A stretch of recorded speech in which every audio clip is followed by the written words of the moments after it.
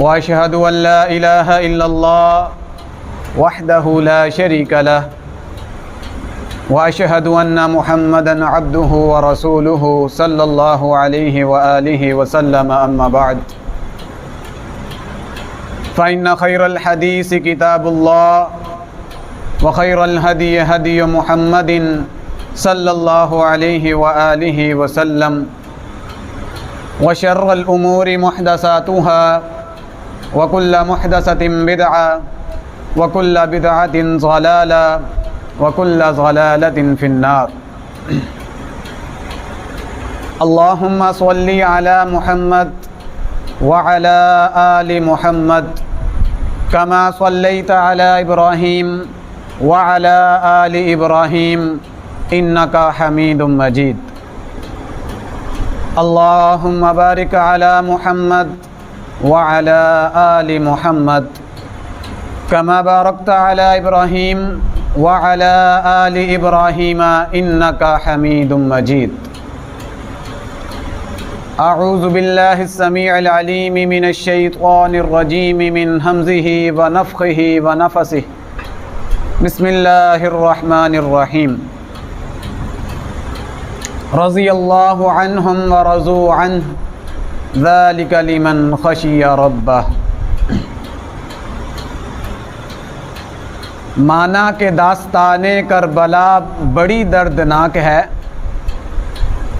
مگر سنو مظلوم مدینہ کی داستان بھی بڑی کربناک ہے۔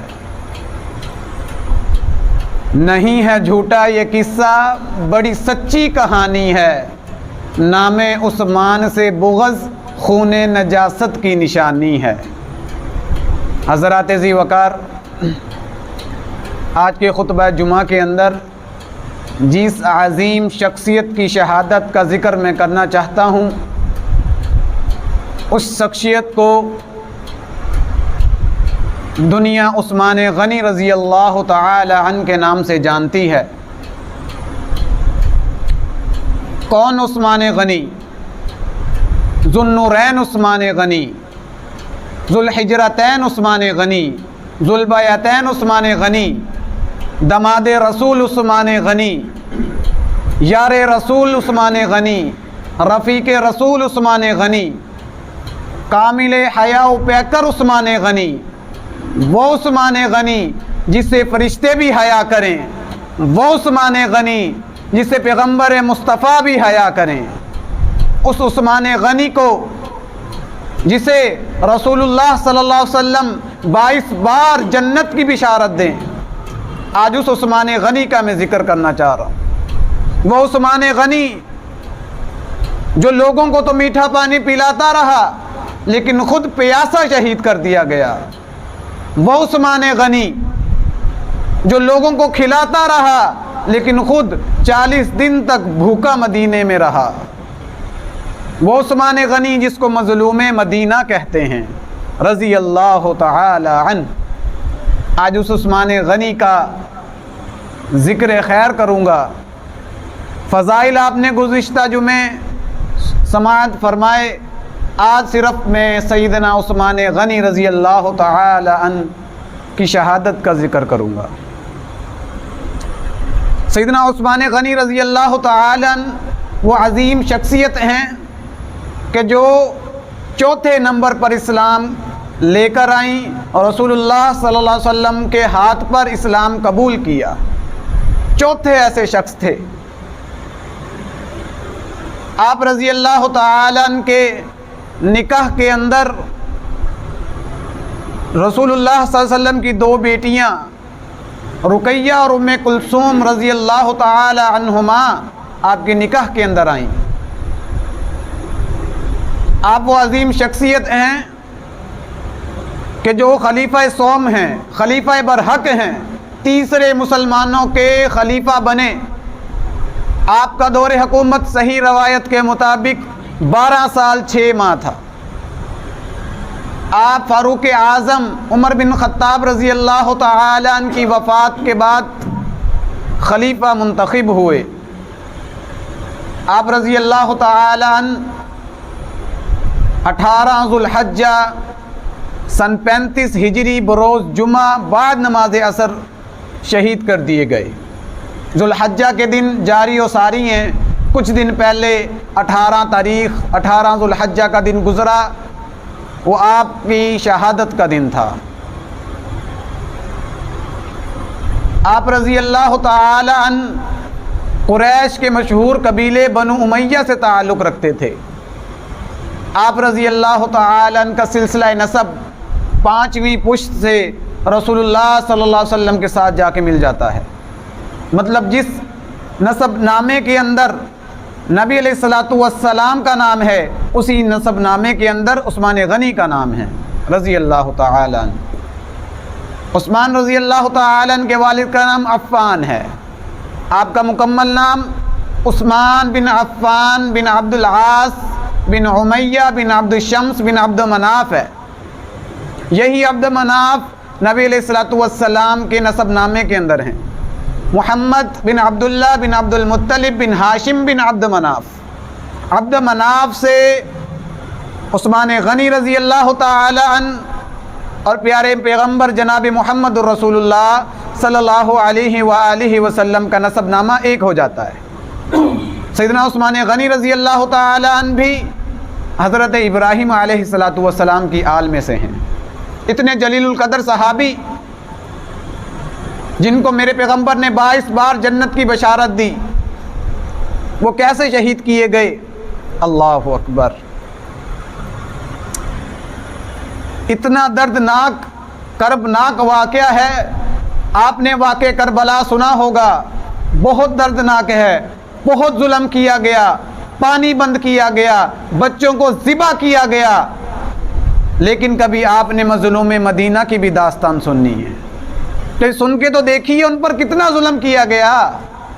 آج ہم 10 دن پورا ایک مہینہ ملک کو بند کر کے سوگ مناتے ہیں کہ ہائے نواسہ رسول دنیا سے چلے گئے، مظلومانہ ان کی شہادت ہوئی، برحق ہے۔ اللہ حسین بن علی نواسہ رسول رضی اللہ تعالی عنہ علیہ السلام کی جتنے قاتل ہیں ان پر اللہ کا غضب ہو، اللہ کی لعنت ہو، لیکن نواسہ رسول کے واقعے کو سن کر آنسوں سے بہہ جاتے ہیں، لیکن کبھی عثمان غنی کی داستان سن کر نہیں آنسو بہے۔ یہ کیسا ایمان ہے؟ دونوں کے ساتھ ظلم ہوا۔ شیخ الاسلام امام ابن تیمیہ رحمہ اللہ فرماتے ہیں کائنات کی بدترین مخلوق وہ ہے جنہوں نے نواسہ رسول جگر گوشہ بطول سیدنا حسین بن علی رضی اللہ تعالی عنہ کو شہید کیا اور عثمان غنی رضی اللہ تعالی عنہ کو شہید کیا۔ کائنات کی بدترین مخلوق میں سے یہ مخلوق ہے۔ آپ رضی اللہ تعالی عنہ 88 سال کی عمر میں شہید کر دیے گئے، بزرگ ہو چکے تھے۔ آپ 44 لاکھ مربع میل کے عظیم حکمران تھے۔ عمر فاروق رضی اللہ تعالی عنہ کے دور کے اندر 22.5 لاکھ مربع میل کے اوپر حکومت انہوں نے کی، اسلام کا پرچم لہرایا، لیکن جب عثمان غنی رضی اللہ تعالی عنہ کے ہاتھ میں خلافت آئی، انہوں نے 44 لاکھ مربع میل کے اوپر اسلام کا پرچم لہرایا، ہندوستان تک صحابہ کرام کو بھیجا۔ لوگ کہتے ہیں ہندوستان تک تو صحابہ آئے نہیں، عثمان غنی رضی اللہ تعالی عنہ نے عبداللہ بن عامر رضی اللہ تعالی عنہ کو حکم دیا تھا کہ ہندوستان کی طرف صحابہ کرام کو، تابعین کو روانہ کیا جائے تبلیغ کے لیے، حال احوال ان کے معلوم کرنے کے لیے۔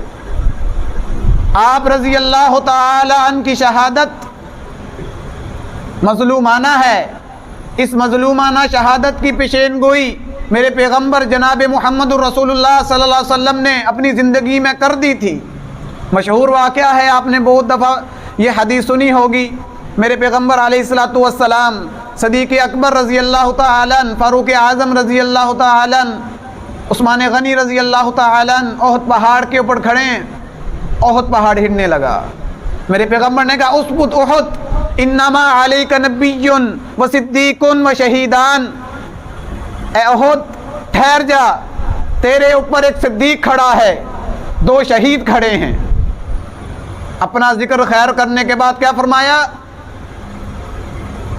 کہ ایک صدیق ہے، دو شہید ہیں. اللہ اکبر. کیا معنی کہ بشارت مل گئی دنیا کے اندر کہ فاروق اعظم بھی شہید ہوں گے، عثمان غنی بھی شہید ہوں گے. ایک اور روایت، نبی علیہ الصلوۃ والسلام ابو موسیٰ اشعری رضی اللہ تعالی عنہ فرماتے ہیں، نبی علیہ الصلوۃ والسلام ایک باغ کے اندر تشریف فرما تھے. اس باغ کے دروازے کے اوپر چار دیواری تھی، اس باغ کی دروازے کے اوپر کھٹکھٹ ہوئی.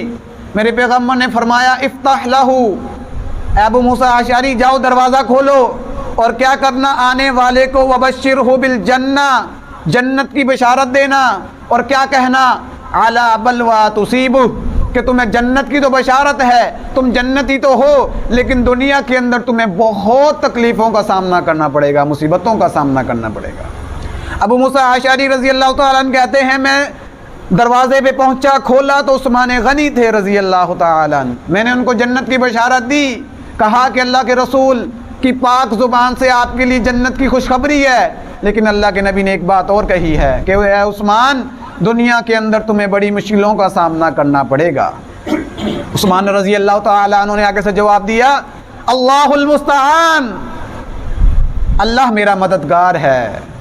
کیا عقیدہ ہے، یہ نہیں کہا کہ فلاں مددگار ہے، فلاں بزرگ زندہ ہیں، فلاں نہیں. کہاں سب سے اعلیٰ ہستی رسول اللہ موجود ہیں، پھر بھی یہ نہیں کہا کہ رسول اللہ میرے مددگار ہیں، کہا اللہ المستعان، اللہ میرا مددگار ہے. اللہ اکبر. فتنے کے اس دور کے اندر اللہ میرا مددگار ہوگا انشاءاللہ. ایک اور روایت، مرہ بن کعب رضی اللہ تعالی عنہ فرماتے ہیں کہ نبی علیہ الصلوۃ والسلام کی مجلس لگی ہوئی تھی، صحابہ کرام بیٹھے ہوئے تھے. نبی علیہ الصلوۃ والسلام نے فتنوں کا ذکر کیا، کہا ایک دور آئے گا، بڑے فتنے ہوں گے، بڑی آزمائشیں ہوں گی. اب مرہ بن کعب کہتے ہیں رضی اللہ تعالیٰ عنہ کہ مجلس کے پاس ایک شخص گزرا، منہ اس نے لپیٹا ہوا تھا کپڑے کے ساتھ. نبی علیہ الصلوۃ والسلام نے اس کی طرف اشارہ کیا، ھذا یومئذ علی الہدی، یہ جو شخص جا رہا ہے یہ اس آزمائش کے وقت کے اندر، مصیبتوں کے اندر، فتنوں کے اندر حق پر، ہدایت پر کھڑا ہوگا.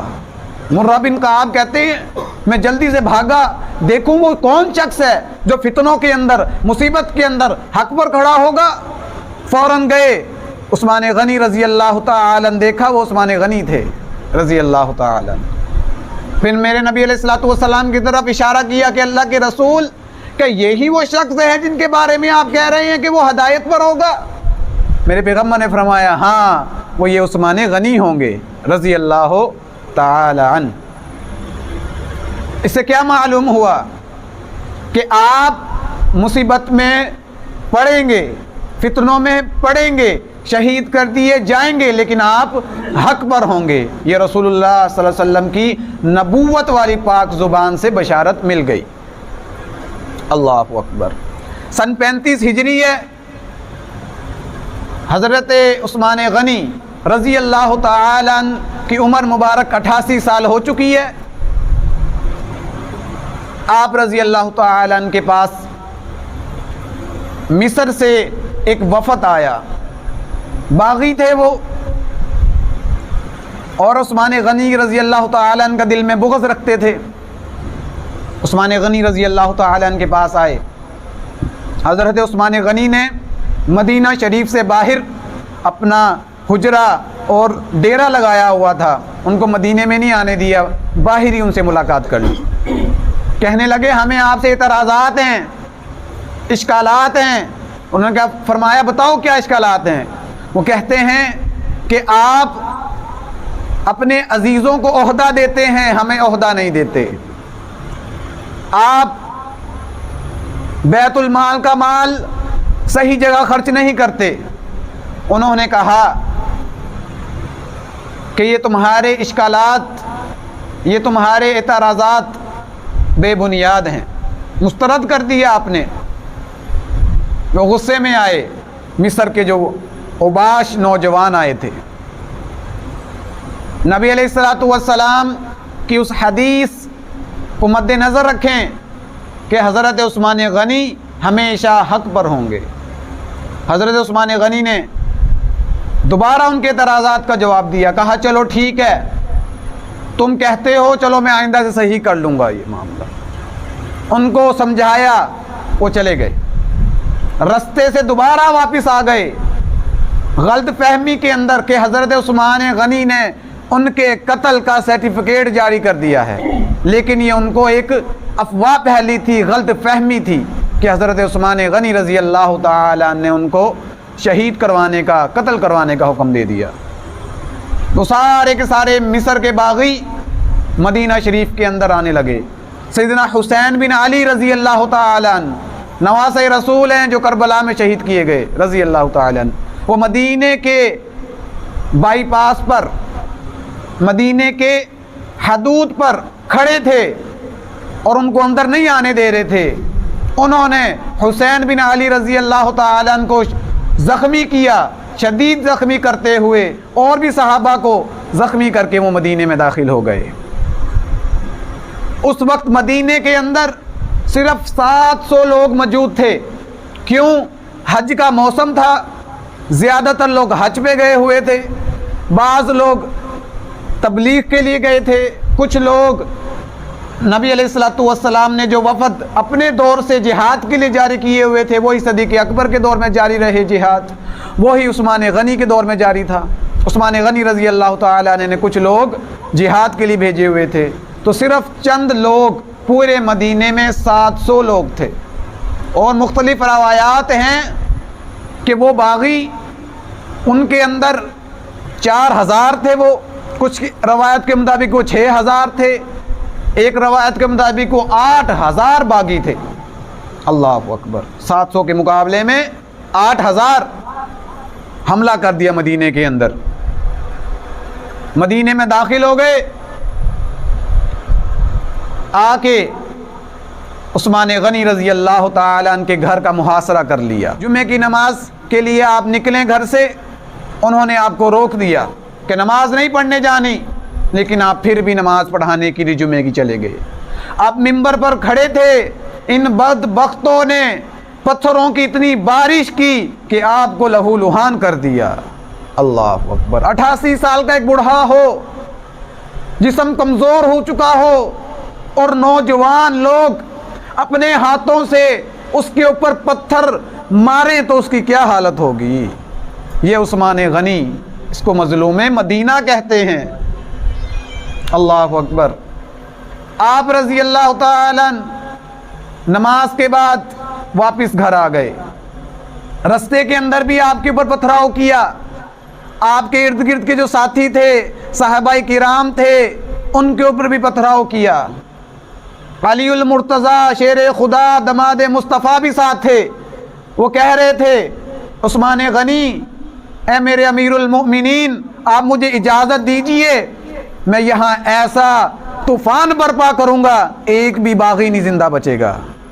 وہ شیر خدا ہے، علی المرتضیٰ ہے، لیکن کیا کہا عثمان غنی نے کہ میں اپنے نبی کے شہر میں خون خرابہ برداشت نہیں کر سکتا۔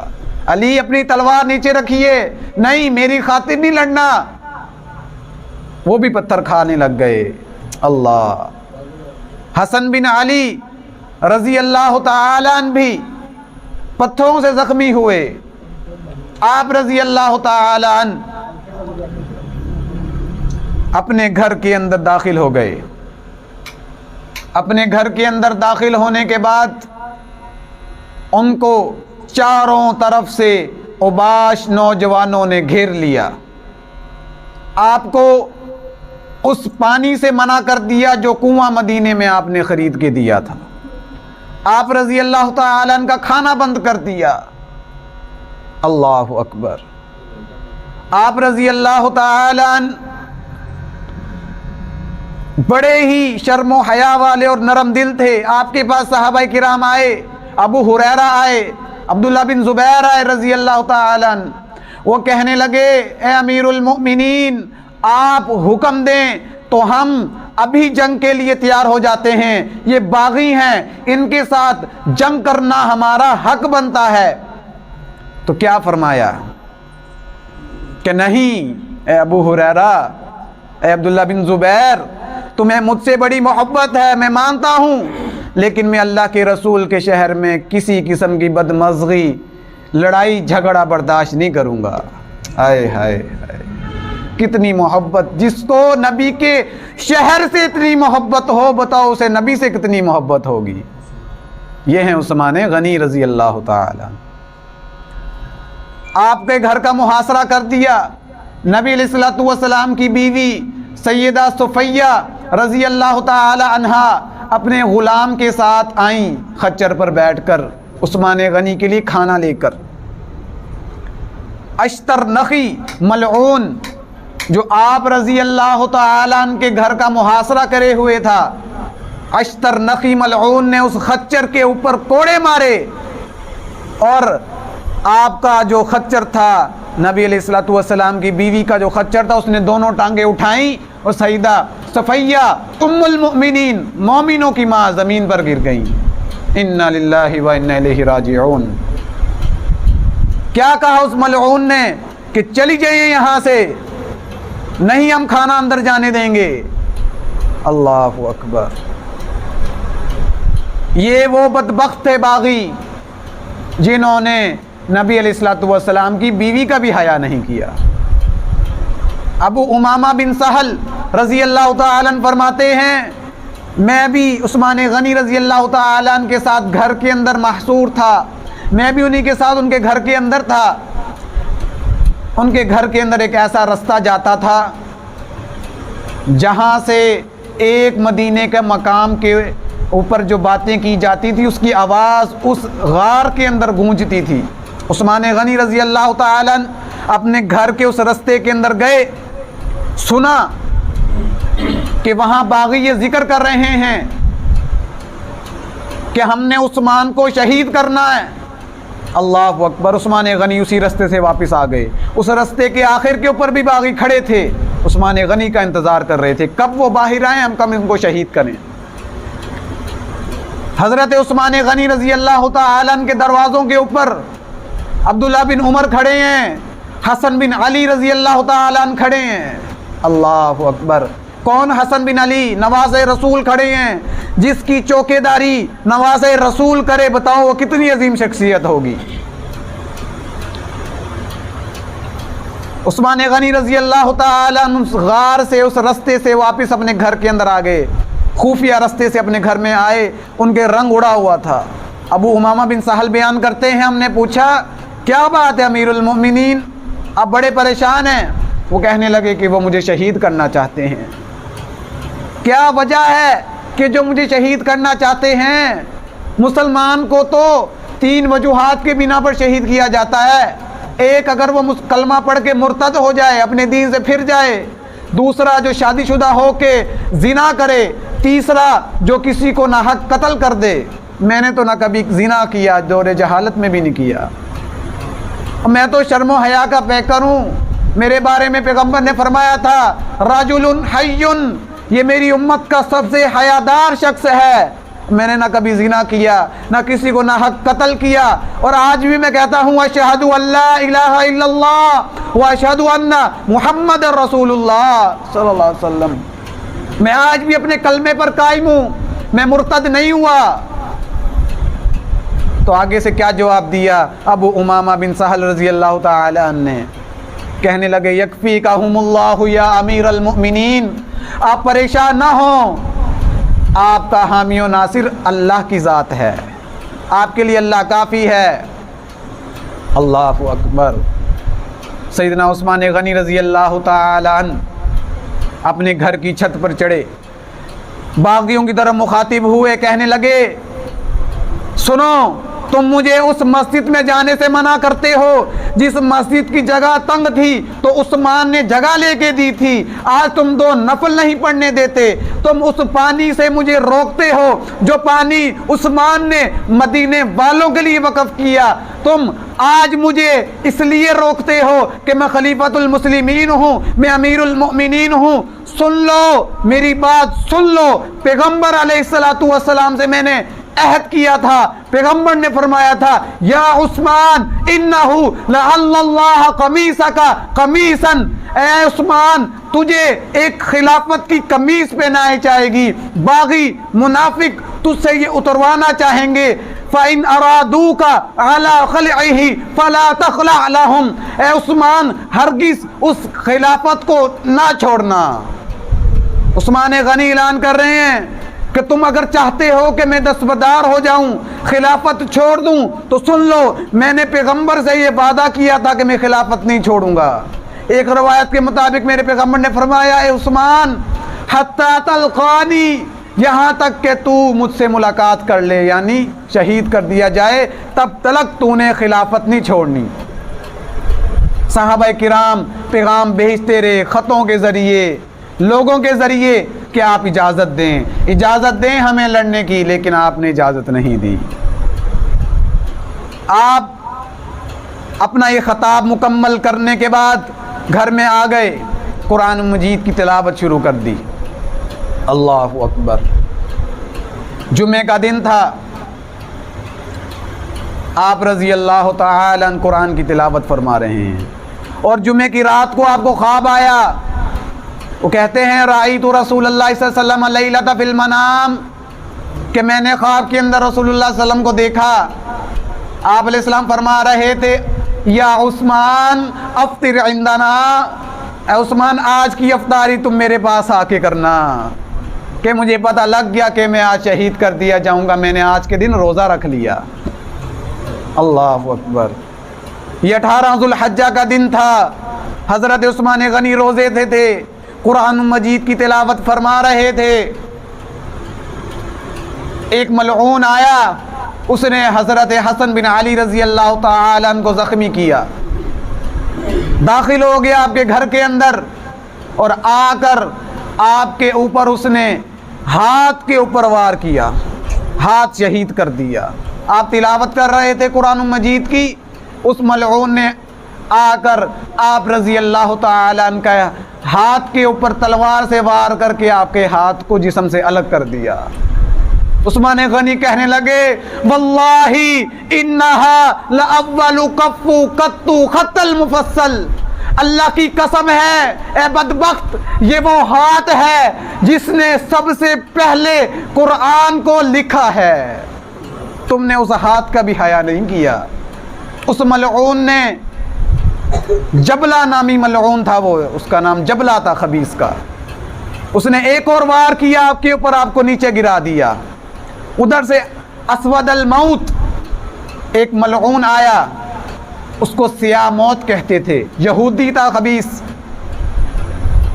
ملعون آیا، آ کر اس نے آپ رضی اللہ تعالی عنہ کا گلا دبانے لگ گیا، اتنی زور سے گلا دبایا کہ آپ اس طرح تڑپ رہے تھے جس طرح کسی سانپ کو زور سے اس کا گلا دبا دیا جائے اور وہ پڑک پڑک کر اپنا جسم زمین پر مار رہا ہوتا ہے، اتنی زور سے اس نے عثمان غنی کا گلا دبایا، اور وہ کہنے لگا دبانے کے بعد اللہ اکبر کہ اتنا نرم ان کا گلا تھا جس طرح کوئی پھولوں کی پنکھڑیاں ہوں، زور سے دبایا آپ کا گلا۔ اور تیسرا ملعون آیا، اس نے آ کر زور سے آپ کے اوپر وار کیا، آپ کی گردن کو کاٹ دیا۔ انا للہ و انا الیہ راجعون۔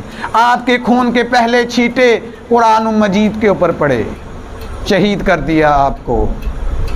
اس جبلہ نے، خبیث نے، جس نے آپ کے ہاتھ مبارک کو کاٹا تھا، شہید کیا تھا آپ کے ہاتھ کو، اسی نے آپ کے اوپر وار کیا دوبارہ اور آپ کو شہید کر دیا۔ قرآن مجید کی اس آیت کے اوپر سورہ بقرہ کے آپ کے خون کے چھینٹے گرے، فَسَيَكْفِيكَهُمُ اللَّهُ وَهُوَ السَّمِيعُ الْعَلِيمُ، اس قرآن کی آیت کے اوپر آپ کے چھینٹے گرے۔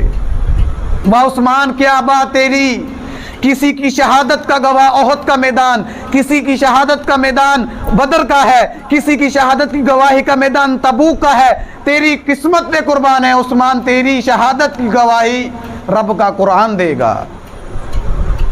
اللہ اکبر۔ کیا فضیلت ہے عثمان غنی کی، جو مظلومانہ شہید کر دیے گئے۔ پانی بند تھا، اتنی عمر ہو چکی تھی، اور پھر وہ خبیث باہر جا کر شور مچانے لگا کہ میں ہوں جبلہ جس نے تمہارے امیر کو شہید کر دیا۔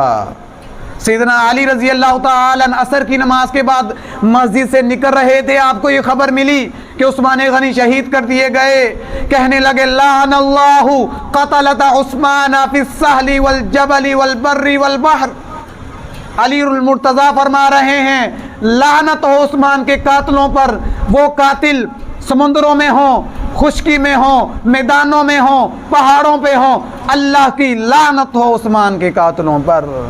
ہے اتنی محبت عثمان غنی سے علی المرتضیٰ کو، اور آج لوگ کہتے ہیں علی اور عثمان آپس میں دشمن تھے، نہیں، وہ بھائی بھائی تھے، اتنی محبت تھی آپس میں ان کو۔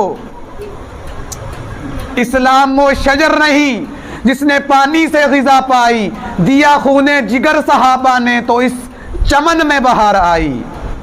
اللہ اکبر، صحابہ نے اپنا خون دیا تو آج تک اسلام ہمارے تک پہنچا ہے۔ جن صحابہ کرام پر اتنا ظلم کیا گیا، جنہوں نے اسلام کی خاطر، پیغمبر کی خاطر اپنی جان دے دی، سب مال قربان کر دیا، اولاد ذبح کروا دی، آج ان صحابہ کرام پر چوکوں میں، چراہوں میں، گلیوں میں، کوچوں میں تبرہ کیا جاتا ہے، ان کو گالی کی دی جاتی ہے۔ مجھے بتاؤ یہ کہاں کا انصاف ہے؟ تم نے پیغمبر کے صحابہ کو صرف اس لیے دیکھا کہ وہ گالی دینے کے لیے ہیں؟ نہیں، تم نے پیغمبر کے دشمنوں کو چھوڑ دیا، ابو لہب کو چھوڑ دیا، ابو جہل کو چھوڑ دیا، عتبہ کو چھوڑ دیا، شیبہ کو چھوڑ دیا۔ پیغمبر کے دشمن تمہیں نظر نہ آئے جنہوں نے ساری زندگی میرے پیغمبر کو اذیتیں دی، تکلیفیں دی، تمہیں نظر آئے؟ پیغمبر کے جانثار نظر آئے، پیغمبر کے وفادار نظر آئے، وہ نظر آئے جنہوں نے پیغمبر کی خاطر ساری زندگی لٹا دی۔ ہائے، یہ کہاں کا انصاف ہے؟ صحابہ کیا لاوارث ہو گئے ہیں؟ کیا ملک میں صحابہ کے لیے کوئی نہیں بولنے والا؟ صحابہ لاوارث ہیں؟ کوئی ماں کے اوپر گالی دے تو لڑنے کے لیے آ جاتا ہے، اور صحابہ کو گالی دی جا رہی ہے۔ تم کاروبار میں مصروف ہو، تم سوئے ہوئے ہو، اور تم تو صحابہ کو برا بھلا کہنے والے کو بھی برا نہیں کہتے۔ یہ کہاں کے مسلمان ہو؟ ہمیں اپنے ملک کا امن سب سے زیادہ عزیز ہے۔ ہم اپنے ملک کے اندر صحابہ کی تکفیر کر کے، اہل بیت کو برا بھلا کہہ کر، مسلمانوں کے جذبات کو مجروح کرنے والے شر پسند عناصر کو نہیں رہنے دیں گے۔ ہماری حکام بالا سے یہ درخواست ہے، ایسے شر پسند عناصر کو جو صحابہ پر بھونکتے ہیں، اہل بیت پر بھونکتے ہیں، ان کو لگام ڈالی جائے، ان کو سولی پہ چڑھایا جائے۔ ہم اپنے ملک کے امن کے لیے کوئی کمپرومائز نہیں کریں گے۔